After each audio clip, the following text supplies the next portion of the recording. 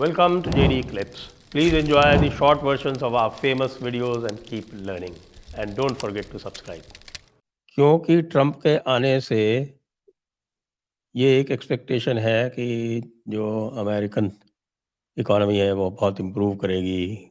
अच्छे उनके interest rates जो हैं अभी भी कंपैरेटिवली ठीक ठाक हैं और वो अच्छे रेट्स रिटर्न एक्सपेक्ट कर रहे हैं। तो there is a flight of FPI from India. यहाँ से जो एफपीआई है उसकी फ्लाइट हो रही है और हमारी स्टॉक मार्केट सफ़र कर रही है और एक करेंसी जो है वो सफ़र कर रही है। तो ये बात हुई कि साहब कि ठीक है कि एक तरफ पॉजिटिव है और दूसरी तरफ ये नेगेटिव भी आ रहा है। हालांकि लोग ये कह रहे हैं कि लॉन्ग टर्म में we should not be worried. आपका क्या आकलन है? सर, ये जब भी बात आती है ना कि अरे रूपी डिवैल्यू हो रहा है, रूपी डिवैल्यू हो रहा है, मैं इसके बारे में एक छोटा सा मैं हमेशा सबको बोलता हूँ कि $1 इज इक्वल टू अराउंड 84 85 या जो भी है अभी 86। तो अगर ऐसा है तो हाँ, $1 इज इक्विवेलेंट टू 150 प्लस येन। तो मतलब कि India economy is twice powerful than that of Japan. ऐसा तो नहीं है। हाँ, वो तो है, सो वो तो है। हाँ, सो ये जो गेम होता है ना, अगर हाँ डिवैल्यूएशन यूपीए के टाइम भी हुआ था, उस टाइम भी बोला गया था। तो अभी कोई कुछ कुछ लोग वो ट्वीट निकाल के दिखा रहा है कि अरे उस टाइम जब बोला हुआ था तब तो ये बोला गया था। तो सर उस टाइम जो था, यूपीए के टाइम जब डिवैल्यूएशन हो रहा था, उसके साथ साथ we were also part of the fragile 5 economies of the world. आज तो हम फ्रेजाइल 5 में नहीं है, we are among the major 5 economies of the world. तो आपके fundamentals have improved considerably. You are no more dependent on foreign investment. उस time तो डिपेंडेंस था क्योंकि इंटरनल इन्वेस्टमेंट होता ही नहीं था। आज तो 16 लाख करोड़ का आपका प्रोजेक्ट्स है, internal investment by the government and capital expenditure.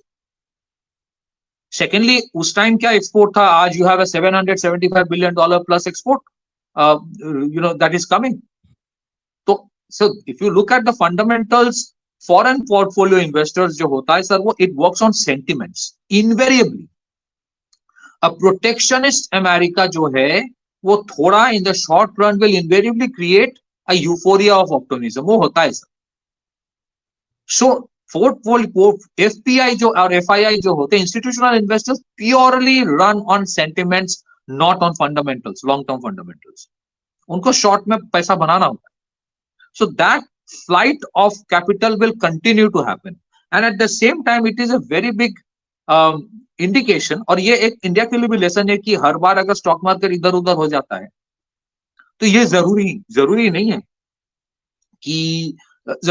कि that is bad for the country. मैं इसका कारण बताता हूँ। एक तो है यू रिस्टार्ट रियलाइजिंग कि आपके stock markets cannot perpetually remain dependent on the FIIs to decide, you have to have alternates. Secondly, ये कहा जाता है कि डिवैल्यूएशन बढ़ जाएगा तो आपकी इंपोर्ट का कॉस्ट बढ़ जाएगा। सर ये जो डिवैल्यूएशन होता है इसमें आरबीआई का रोल होता है। It's a calibrated move. You आपको मुझसे बेहतर पता हो कि ये हाँ, वो तो डिवैल्यूएशन भी धीरे धीरे किया जाए। नाउ लेट्स अंडरस्टैंड मैं वन तो थिंग। मैं तो ये कहता हूँ ना कि अगर इतनी बार जब एप्रिसिएशन हो रहा था रुपये का, तब आरबीआई जाके मार्केट में खरीदने लगती है और उसको फिर हाँ, एप्रिशिएट नहीं होने डिवैल्यू देती रुपये करता को। आप ये देखिए कि जब 2014 में ये आए थे तब मेरे ख्याल से 250-300 बिलियन डॉलर रिजर्व हुआ करता था। आज वो 700 बिलियन डॉलर पे पहुंच रहा है, है। कभी हाँ, तो नीचे आ जाता था। अभी आप देखिए, तो अभी आप अगर देखिए। इसको वो रखते प्रॉपर, मान लीजिए कि ठीक है हमें 400 बिलियन डॉलर का रिजर्व चाहिए और नहीं चाहिए, तो यही चीज 60 रुपए पे होती। Exactly sir. सर मैं आपको actually India doesn't need to make it 60 rupee, करना ही नहीं चाहिए। मैं आपको कारण बताता हूँ ये कैसे नैरेटिव बनाते। अभी बोलेगा foreign reserve, forex reserve lowest in the last 5 months. अरे lowest in the last 5 months का मतलब क्या है कि 5 महीने पहले $690 बिलियन था, अभी साढ़े $600 बिलियन है, तो लोएस्ट दिखा दिया। ये नहीं बताएगा कि 10 साल पहले ये $300 बिलियन था, आज $650 बिलियन। अच्छा, सेकेंडली सर एक और इंटरेस्टिंग चीज है। आपकी अगर आपका जब पूरा डिपेंडेंस होता था ऑन डॉलर फॉर इंपोर्ट, तब ये प्राइस वेरिएशंस बहुत मैटर करता। आज तो आप डाइवर्सिफाई कर रहे हो, जैसे मैंने आपके शो में कहा था, आप एक उदाहरण देता हूं, रिलायंस के साथ जो रशिया का डील हुआ फॉर ऑयल, 130 बिलियन डॉलर का डील है for 10 years. They will buy oil from Russia, उसको रिफाइन करेगा, फिर यूरोप को बेचेगा। 13 billion dollar a year for 10 years, 130 billion dollar deal. ये सर एक चवन्नी भी ये लोग डॉलर में ट्रांजैक्ट नहीं करेगा, ये पूरा रूपी रूबल में होगा मोस्ट प्रोबेबली। तो sir once you are moving towards a de-dollarised, 100% नहीं, but you have diversifying rather, then why should I bother, why should I bother why should I bother only on dollar rate? जैसे for example अगर आप black market में देखेंगे, one जो dollar है is equivalent to 7 lakh riyals, उनके जो Iran का करेंसी है 7 लाख ब्लैक मार्केट में, मतलब ऑफिशियल रेट तो 70,000 होगा, बट ब्लैक मार्केट में 7 लाख।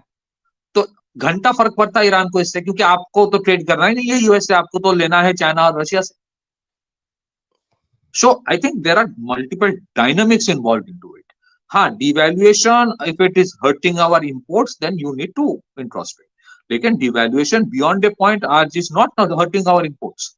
इंपोर्ट भी डाइवर्सिफाइड हो रहा है, मल्टीपल करेंसीज में हो रहा है, आपको वो रेट भी देखना है, और आपको देखना है कि ये कैलिब्रेटेड डिवैल्यूएशन है। और फॉरेन पोर्टफोलियो इन्वेस्टर्स जो होता है वो सेंटिमेंट पे ही काम करेगा,